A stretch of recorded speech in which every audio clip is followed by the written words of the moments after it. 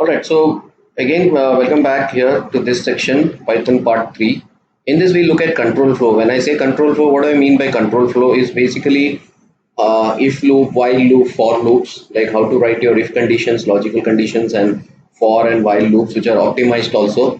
Okay, then we look at file management, how to read files and all, and then exception. These three topics we'll cover here, and then we have a complete demo on all, a complete tutorial demo on all of this. So let's start off with the control flow. Like in any languages, we have the if condition, which is like, if you want to place logical gates for your code, if first you have an if condition, then you have if else, like if you want if and then if you want else, something else to happen. Now, if you have multiple if conditions, you can also use if, elif, and else. Okay. And then we have for and while loops. For loops will always execute based on a range of values. While loop, again, you'll have to give the conditional value for the same. Okay, so now let's look at the if. If is pretty much like you say if x equal to 5. So if the x value of x is equal to 5, the syntax here is you give if, and then you got to give a colon. Okay, you got to give a colon and then indent, and then whatever logical steps you want to work on, code can go here. And then again you're going to check here. And the second one is an elif. So here what you're doing is if x equal to 5, we say print, then on tab, then again we come back here, we give something called as elif, and x equal to the second value. Okay, you can also have an else over here.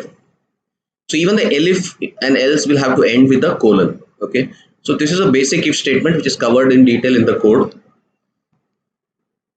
The next one is we'll need to look at loops. Typical for generally for is an optimized for loop used most frequently for a range of values. So for here, imagine here, now look here, we have a list here, right? So here what we are doing here, we say for I in range length of list.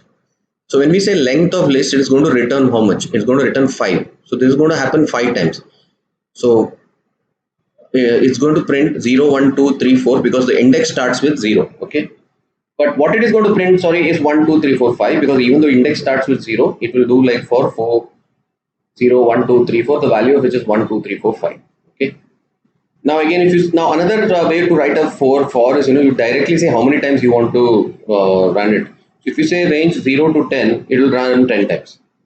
So you don't have to initialize this variable, you don't have to increment the variable, nothing of that sort in the for loop. Now the format of a simple while loop.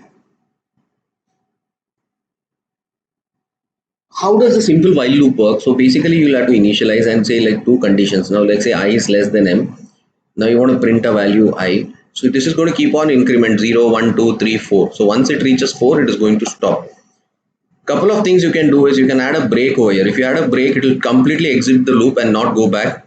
Continue, what it will do is if you give the continue say here, it is going to stop execution of the loop at that point and go back to the condition over here. So the key difference will break will execute and continue will make the code go back to the loop condition, and the rest of the lines will not be executed.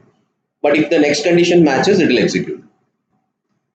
Again, while is covered in detail in the tutorial, next video tutorial, where we do the hands-on coding. Okay. In the file IO, the files can be read in Python. You can also read write files. Okay. File is read write is extremely easy in file. It works in all modes, including binary. So you can work with exe, images, everything. Okay. So you have to use the OS module. Now here what happens is you have to start using modules in Python.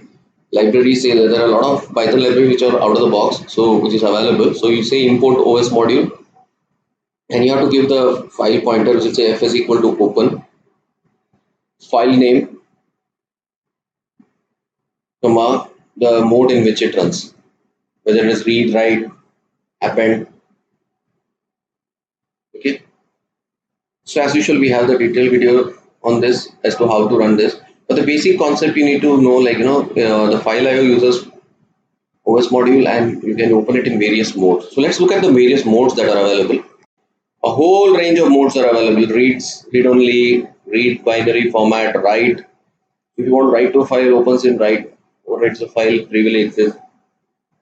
If you want binary format, if you want to do both, read and write.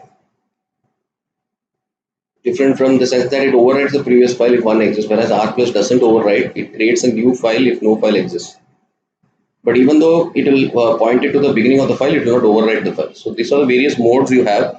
If you want to append to a file, you will have to give A. Also, we have exception handling, right? Now, why do we need we can make certain mistakes while they were programming.